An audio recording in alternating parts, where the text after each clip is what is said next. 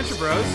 Adventure Bros podcast. I'm your host, as always, Brian Dressel. With me, as always, is Nick, the man from down under Friedemann.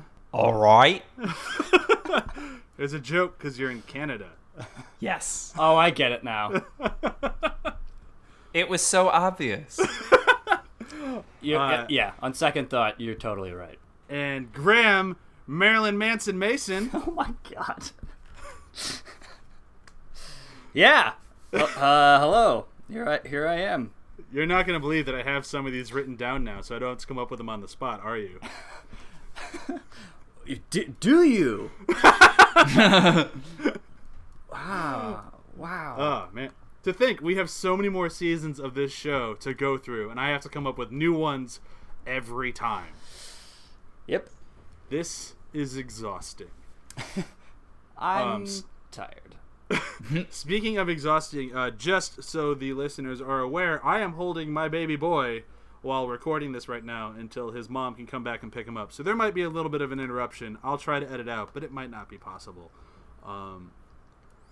Yeah, so that's that. Corin, say hi. He said hi, you just couldn't hear it. I debated on taking his binky out of his mouth, but that would just be cruel. Yes. Yeah, let's not. I want to record his crying. Yay! I think you'll be able to remember it for a lifetime. Oh, I have nightmares filled with it. In a good way. Right? Yeah. Okay, so we did it, guys. We finished a whole season of this show. Can you believe it? Can you believe it? Kinda, yeah. Yeah, I mean, it was what we set out to do, and then keep going. So yeah, just 6 more to go. Yeah, perfect. Episodes? Yep. Yeah, it happened dramatically. It really cuts down fast. Oh, wow. Yeah. I had no idea. You should. But as of today, today being this Sunday that we are recording, the 3rd episode of Season 7 is coming out, and I am the only one on this show that is up to date because I have told these two guys to wait till all 3 are out because it's a trilogy, and I think they'd have more fun watching them in one go. And I'm going to do my best not to spoil anything for them moving forward, but after that, we will all get up to date and not try to spoil anything for you. I know I mentioned it once in an episode before here. Like, I'm not in this to ruin the show for anybody. But if there is anything that gets, like, severely answered, much like some questions have, I don't want to ruin them in case anybody does not have the capabilities to watch it and they have to wait for DVD or something like that. But if there is an answer, I will more so just acknowledge, like, oh yeah, and then that comes up again in Season 7. And that's kind of, we had a very long conversation, what we all somewhat agreed at. Yeah. Yeah. Yeah? Yeah. Yeah? Yeah. Yeah. Yeah. Yes. But for those of you who have kept up to date, it's pretty good, right? Right? Brian's talking to himself. Thanks. I love it. Thanks, jerk. Yeah. It's real good stuff. Yeah. Does Corin like it? Corin does not like it because I watched it after I put him to bed. And he's like, what the hell, man? I want to watch this show. From the end. Backwards. From the end. I wanna see where it ends and then go back to the beginning. I'm weird like that. Memento style. I'm going to stop making fun of my son. He's just staring at a microphone. Like, what the hell is that? Is that stealing my soul? Yes. Yes, it is. Sorry. Okay, so I think we should get started. The last episode of Season 1, Return to Spider Skull Island. Oh, no. Somebody doesn't want to return. I've made Graham and Nick do all the breakdowns so far, so I will do this one. Just a really quick synopsis of what happens. Sure. That's a word. I might have to take a break.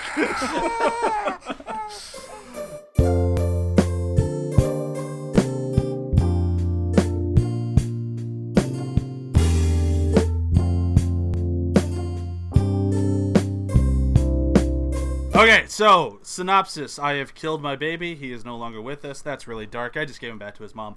Alright, so, beginning of this episode, the boys and the family are coming back from a Rocky Horror Picture Show screening, I assume. They don't really say. And Dr. Venture's stomach goes, I have a baby in me. And by baby, I mean little tiny man, a.k.a. your twin brother that you ate in utero.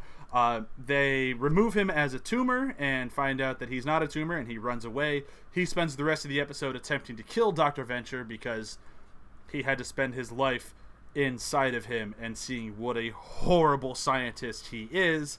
At the end of it, they kind of come to a somewhat agreement of, you can have this stuff because your life sucked. I will keep this stuff, and they kind of end as friends. Meanwhile, the boys decide that they are going to strike out on their own because they won't have a little brother. Because no, thank you. Dad will only take care of that guy because he's so good at taking care of kids. He's definitely going to take care of this one. And they light out on their own on their hover bikes. Dr. Orpheus, who's in charge of watching them, doesn't want to embarrass them, so he just kind of watches from afar to make sure that they're okay. There's an odd Homeboy reference. Do you guys remember Homeboys? I didn't until this episode. Yep. The boys get arrested. They get bailed out. And on their way... when they get arrested, they run into the Monarch, who's in jail. And he's like, I kind of put a hit out on you. Maybe I shouldn't have done that. I don't even know why you're still alive. But whatever. The boys get out of jail. And on their way home, they find out the Monarch had definitely put a hit out on them.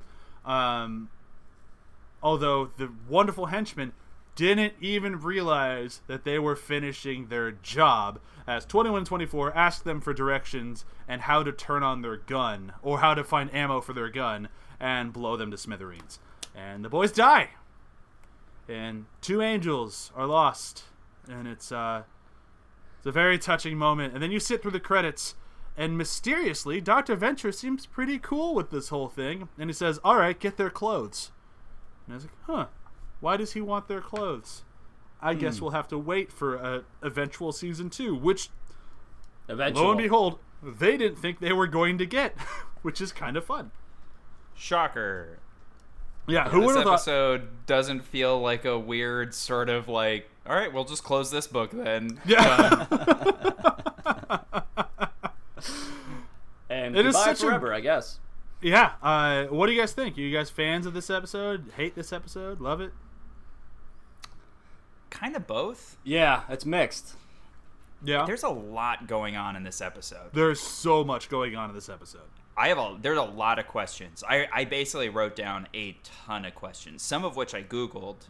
The most pressing of which is, what's a Moxie tonic? I had no idea. I still don't. Every time I get to that scene, I'm like, what? Moxie. Is that? Moxie. Did you find an answer? No, I'm gonna look it up right now. I think it. I think it's just a fancy way of saying like a suicide. What? Maybe. Yeah, so it's just like, like a suicide soda, like how you'd go to the fountain when you're a kid, and then you'd get a little bit of Sprite, a little bit of Coke. It's a brand. A little bit of Cherry Coke. Oh, it's a brand. What the fuck is this? It's a weird guy looking at us and like pointing, like, you will drink Moxie cream soda. Oh, okay. Oh, this is weird. He This would. is the most old-fashioned shit I've ever seen in my life. Moxie nerve food. Ugh. Okay, so All right, there you go. So who knew that Dr. O? Of course, Dr. O is the one who orders that, right? Yes. Of course. Yes. It does fit his character. It didn't feel out of place in watching it. No. When he chooses grape, that was a little odd because everybody would choose orange, obviously, but I guess he would choose grape. I would have gone Yes. cola. Yeah, I would have just gone straight regular cola. As a necromancer, no. I'm not a Yeah. necromancer. You said everyone. Yeah. I mean, Eat your words, sir. Yeah, but the grape does go well with his whole, like, ensemble. That's the true. orange might clash with his That's blue true. blazer or whatever he's wearing. That's true. Windbreaker? windbreaker. His Yeah. blue windbreaker. Ugh, great. But there's a lot of stuff happening in this episode. Like, I remember the beats of this episode, like, pretty well. Like, in watching it, I was like, oh, yeah, right. Like, unlike some of the other episodes, I do remember a fair amount. But there's some stuff like the John Woo references, the Easy Rider references. Yeah. what the fuck happened at that theater? I looked it up and I did find an answer, but it really threw me off because I was like, the episode starts off with a weird 911 call that doesn't seem to. I have no idea where that came from. It was a quick attempt to fix like a cut scene. Yes, which is what I found out. Yeah. So that's pretty much. Yeah, that's it. Yeah, I guess. There's a lot of... I think that's kind of as much as I really do enjoy this episode. And I honestly do. Like, I think it's a lot of... I think it's a lot of fun. But you can kind of see, like, if they never got another season, I don't think they would have been surprised. Yeah. Like, even with the, alright, get their clothes. Like, they're just basically leaving the seeds. Like, if we do get a season 2, like, we've hinted at clones, we've hinted at this. Like, we have the groundwork to make another season. But it also kind of, it's an ending, for sure. Yes. Yeah. Not it's like left open. Ending. Yeah, it's left open enough to, it's like, alright, if we come back, we come back. If not, then they died, and it's over. Pretty much. Yeah, it's just kind of... Yeah. It's interesting to also sum up because we kind of danced over it. That what ends up happening, I guess, in the deleted scene, is that they get called to that theater to investigate it. It turns out to be the Scooby-Doo thing, which they reference later, which is the ripping off the mask, exactly. And then during that whole thing, Brok basically goes apeshit and hurts a bunch of people. Yeah. So that's why they're all at the hospital. Yeah. Is because Brok basically just loses his mind again and just goes crazy.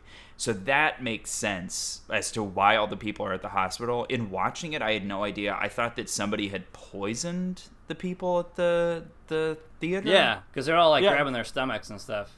Yeah. Yeah, that's what I thought too. And it's like, it took me... Honestly, it took me till this viewing and looking into it because I want to talk about it. I'm like, wait, what the fuck actually happened? Yeah.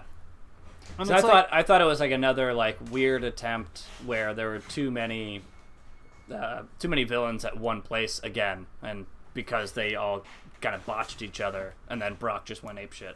So yeah, I thought somebody like poisoned the popcorn or something like that at the viewing, and then the guy was trying to haunt the theater at the same time, and then it just went crazy from there. But yeah, now it makes more sense to where Brok just hurt a bunch of people. But yeah. I mean, for the three of us, and Brok, our writer, too, to watch it however many times each of us have, to then finally come to our final viewing before this podcast. Yeah. To come to the conclusion that it was basically just Brok going apeshit after one. That's not great writing. Or at least something missing. Something large enough missing that isn't. Well, I think it's that whole, like, even like again, thanks to Brok for our notes, but like the episode ran very long originally, and they had to cut a ton of stuff out. And when you have something like as dense as this episode is, and you start nipping and tucking, like you have those problems. And like, I mean, no offense to the show, obviously I love it, but when you've seen something 1.5 million times, you start forgetting that everybody else hasn't. Yeah. So you can do these nips and tucks and go like, oh, I can make the logical jump that Brok beat the shit out of the theater because it's Brok, and I've seen this so many times with all the stuff in there. But we haven't, and like as much as we know Brok is a violent, crazy fucker, we don't always make the assumption that he killed everyone. I mean, I guess maybe we should, but well, you know what I mean? One of those. No, 100%. It is one of those things where I looked that up last night on the first viewing, and I watched it again this morning because I was like, this is what I usually end up doing. And I was like, well, what else? Like, watching it the first time, I was kind of like, had no idea that was the case. Looked it up afterwards. Watching it the second time, knowing that, it was like, what can you cut? And the answer is really not a lot. Like, if you were like, gun to your head, which scenes do you cut down? The only thing I can think of is the scene in the diner with the rednecks, which really only saves you, if I had to guess, 20, maybe 30 seconds of time, which is not enough. No, not at all. And it is like it kind of it's. I like that moment. I like that he traps 2 redneck souls in a little homeboy. Like I enjoy this stuff. It does. Go ahead. Again, you know, not to lead too much forward, but it does kind of go with Dr. Orpheus. Like, we know that he's a necromancer, and we know that he's, you know, has some powers, but to, I guess, kind of lean forward into season 2 to allude to his powers as being able to lock 2 souls into a homeboy. To have that solidified definitely helps to be like, oh no, he's not just some crazed, failed, air quotes, necromancer. No, he actually has some real power. He just is dumb. We've seen that he's had real power the whole time. I think this is just the first time we see like his legit necromancing powers come into play. Exactly. Yeah. Exactly. We've seen him affect people's minds and stuff and think that he's made out of snakes. Yes. Yes. Meanwhile, getting shot in the stomach. But I do wish that, like, this is one of those things where, like, obviously Cartoon Network Adult Swim didn't know what they had on their hands when they're airing season 1. So, like, it's one of those things, like, I wish they could see the show now and the fan base now and how it's still this hugely popular thing and just known, let's just give them a 45-minute episode finale. Like, it's a season finale. Let's let them do it. And, like, right. I would have no problems with this episode. Because this episode, like... And even to think a 45-minute episode would, on actual airtime would be like another 10 minutes of what this was. Like 32 or 33 minutes, which I think would be plenty of time to kind of tie up all the other ends. Yeah, definitely. And it's not like Adult Swim didn't have a shit ton of 15-minute shows. Yeah, right? Like, they had that time slot already kind of designed. Put a Harvey Birdman in there. Yeah. Yeah, anything. Like Aqua Teen Hunger Force. Like, any of that stuff fits. Squidbillies. Anything. Yeah, we can keep naming them. Let's go. But, like, Brock, our note taker, even, like, his thoughts, which you can see on our website, athpod.com, where we always show his review at the end of these things. Like, he is not alone in thinking that this episode's terribly emotional. And, like, I know a lot of people are like, the first time I saw it, I was like, I can't believe they killed the boys. Like, oh my God. And I'm just such a stick in the mud that I'm like, yeah, but the episode just kind of feels a little janky, so it never really hit me that hard. Yeah. Well, I also want to throw this out there. I think all of us started, and correct me if I'm wrong, I'll speak for myself, but I started the show in really season 2. So for me, the emotional impact of that end of season 1 doesn't make sense because we are dancing around what happens to the boys. We have established that they die. Yeah. But very clearly the show continues.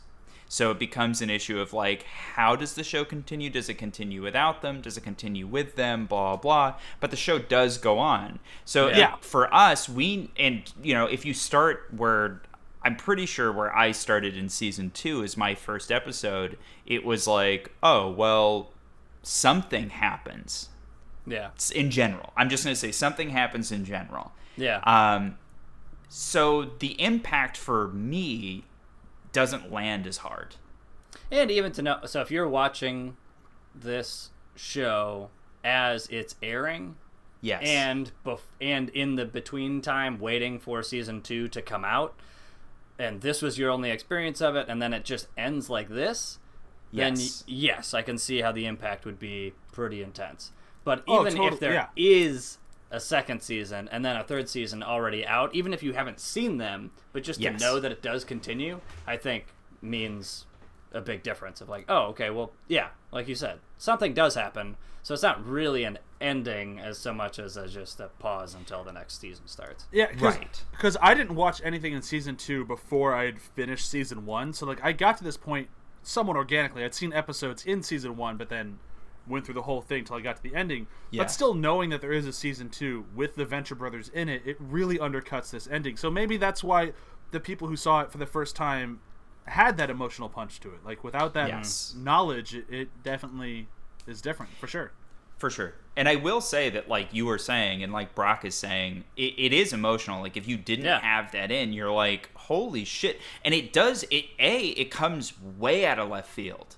Although you can kind of see it, like, once the sequence where they do die, where, like, 24 is leaning out the window with a gun, you're kind of like, I think something bad's about to happen, and then it does. But then it just, like, all of a sudden, like, immediately cuts to a credit sequence, and then... And that way over dramatic song and yeah. Yeah. And you're just like, what the fuck is this? Like, if I was watching it the first time, I would have that kind of like shocked, sort of emotional, resonant impact. And, you know, unfortunately, I didn't have that because of where I started in the show, but I can see how that would be. Yeah. And what's actually kind of funny, so I was watching this again on my Hulu app, and as the sequences are now, right, so I have, right, like you said, it just happens so quick. You're like, he leans out the car with the gun, and then, hey, where can I get ammo? And then bam, bam, and then credit sequence, song, and then cut, black. And then already the screen goes smaller, and I have season 2, episode 1 already coming up in 8 seconds. And so for me, that moment of, whoa, what just happened is way less dramatic. You're like, whoa, season 2. Cool. Yeah, definitely. And the thing with, like, season 2, like, we'll get into it next week, but they do a great job trying to cash in on this ending very well. Yeah. So, like it's, so at least, like, it's not like a lost, say, like, CW does this all the time. If you're a CW fan, like, they do, like, here's a very dramatic ending. Never mind, that's not what happened. Like, this one, they do a great job going, like, nope, that's what happened, but this is why it's okay. And it's, like, with a wink and a nod, and it's still fun. Right. And, like, I think if this episode wasn't such a dramatic ending, that wouldn't work. Yes. And I do think that, like, the biggest thing that I want to make as a point to this is not that the show itself is doing a bad job in any way. It's mostly just because the way we consume television has changed. You end up with weird moments like this, like what Graham's saying, where you're watching it and all of a sudden the next one pops up. It's like, oh, okay, so the thing does continue. But if you were watching this when it came out, you were watching it basically on cable, probably late at night, and then that's the ending, and then you have to wait 2+ years for the next one to come out. Is that how long it was? Like, it was a while. I think this was 2006, and then season 2 is 2008. I think 2004 to 2006. 2004. Okay, so I've got but yeah, 2 years. 2 years. Yeah. And that's a long time. And there are a lot of like hints as to what could be. There's a lot of hints as to, you know, like a lot of stuff. But I think that is a big impact. I mean, but it's similar because all of us have had similar impacts with this show. I think all of us watched season 3 when it came out. And I'm not going to spoil anything of what happens in season 3, but season 3 also has a dramatic ending. Most of the finales for seasons for the Venture Brothers have an ending that changes the future of the show. Yeah. And it's a legitimate change to the future of the show. It's not like what Brian's saying with the CW. It's not kind of like a retconning sort of thing that happens with comics. It's like a legitimate hardcore shift in the show. Yeah. And actually, some of those later ones, I think, are more effective to me, at least as I was watching them, because I didn't start watching this show the moment it came out. It took me a couple of years to be like, oh, people are talking about this Venture Brothers thing, and then I started watching it. And so I think for the people who watched this from the very beginning, this was their first huge impact. And then after it got more views, more seasons, more people watching it, and a bigger audience, I think the later endings, like you're saying, and in season 2 and 3 and so on, those had more of an impact, or a more memory of an impact, just because more people were watching them. More people were watching them as they were being released. Yeah. Right. I feel like we've kind of hit this one pretty well, and we haven't really talked about the new character who enters this show, and he's a main character. Yes. For a majority of the show, all the way up through season 6 of JJ, Uncle JJ, with his weird arm. With his weird arm. What do you guys think? Like, I was watching this with my wife, who has requested to be on an episode of this at some point, so she will be joining us. I don't know when, but at some point, I'll find an episode she wants to talk about. And when we were watching it, she's like, "This doesn't feel like him at all." Yes.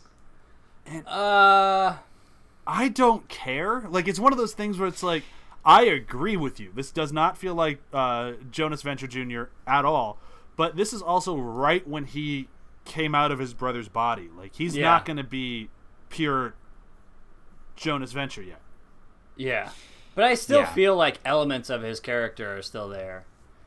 Like, I don't know.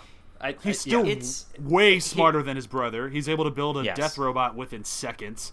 Like, he's Yeah. still the superior twin brother. But beyond that, like, I agree. It doesn't really feel like him to me. I'm going to make a pretty impromptu argument, which I agree with. It does not feel like him, but I think it's purposeful. Because if you look at ignoring his obvious talent and that he's obviously the superior of the two Venture brothers, original Venture brothers, I guess. I don't know how you'd want to classify it. His defining trait, I think, is his kindness, right? I would say his cockiness, but that's me. Interesting. Yeah. Okay, it's somewhere in between there. It's his kindness, but his cockiness about being kindness type thing. It's like there's something in there. Well, okay. So this we'll table that for later because this is fascinating. But very clearly, his confidence shines through in this episode, but his kindness doesn't. Yeah. I think his kindness comes from his first moments of being like walking around on this earth, like outside of his brother, are these moments of vengeance and hatred.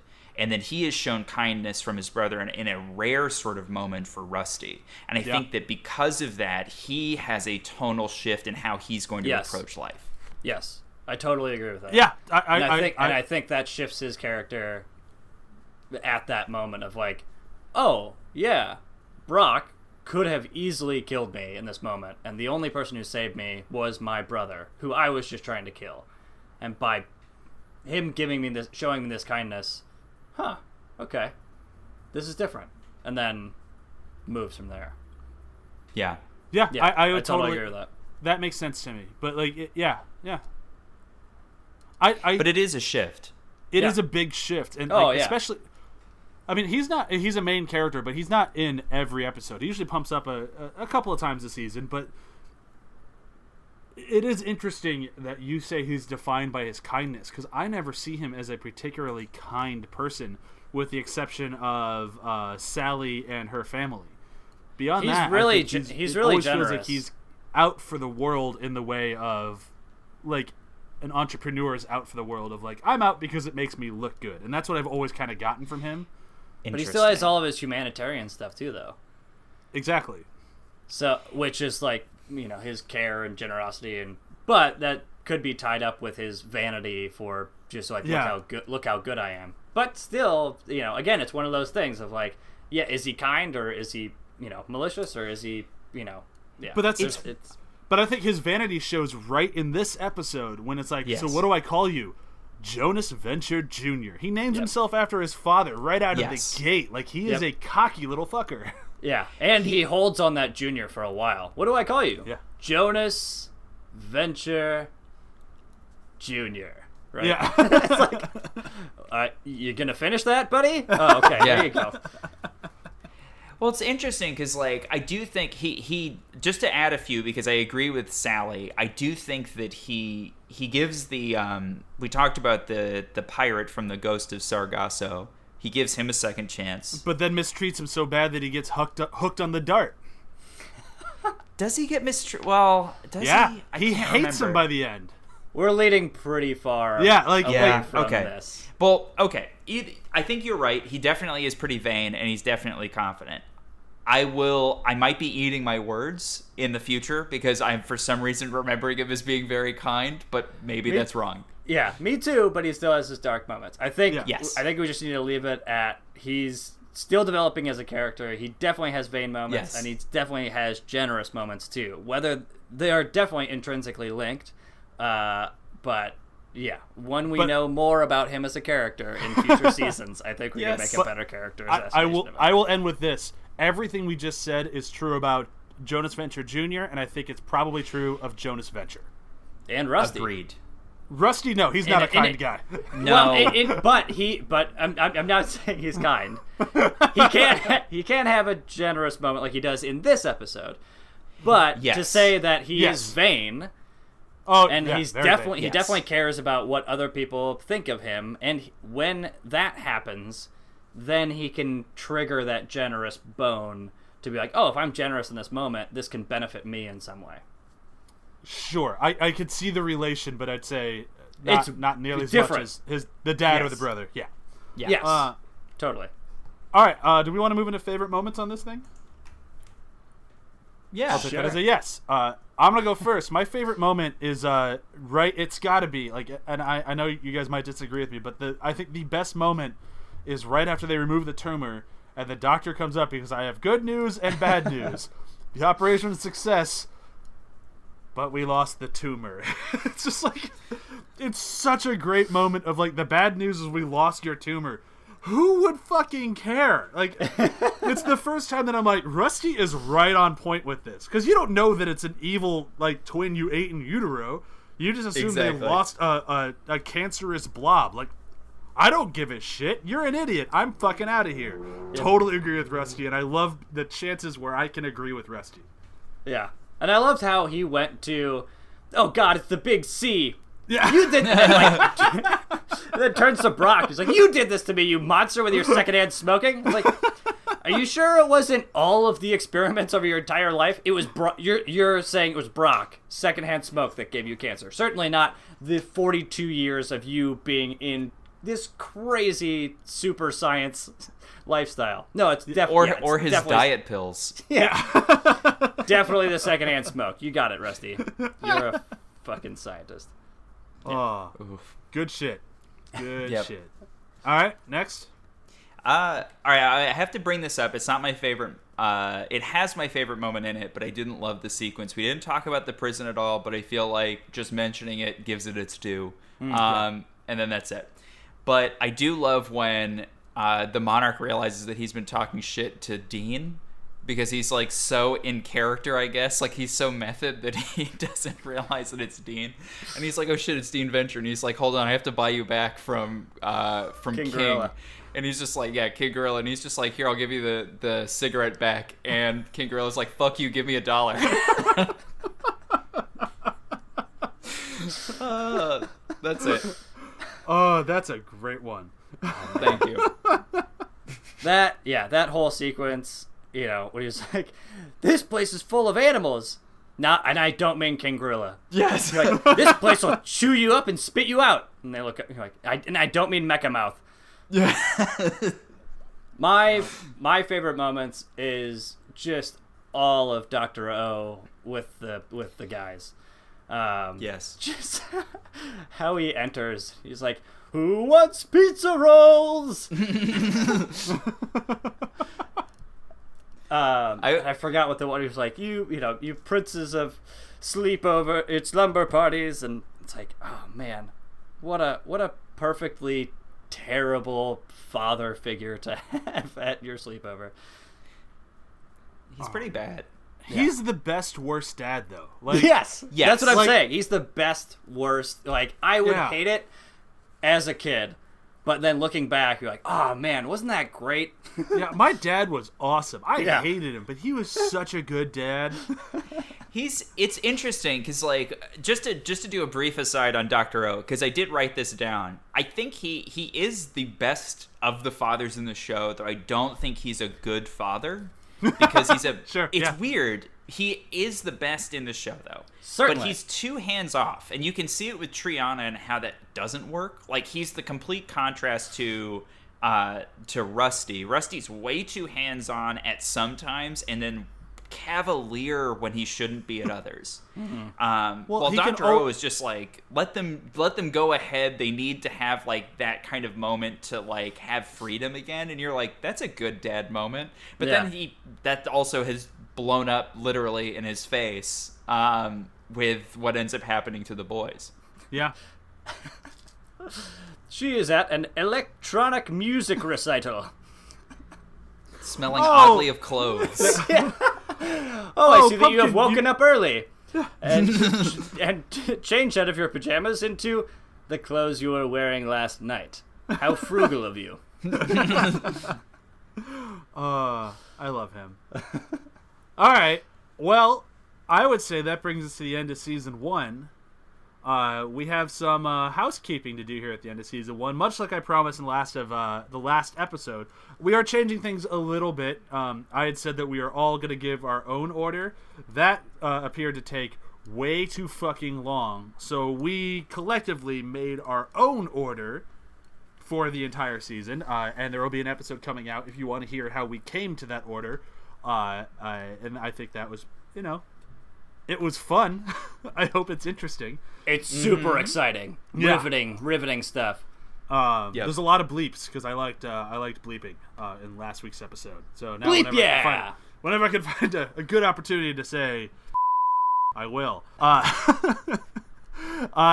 first, before we do that, I want to do the other thing that we promised, which is each of us is going to give our top 5 season 1 episodes. I can go first if you guys need to take a minute to collect yours.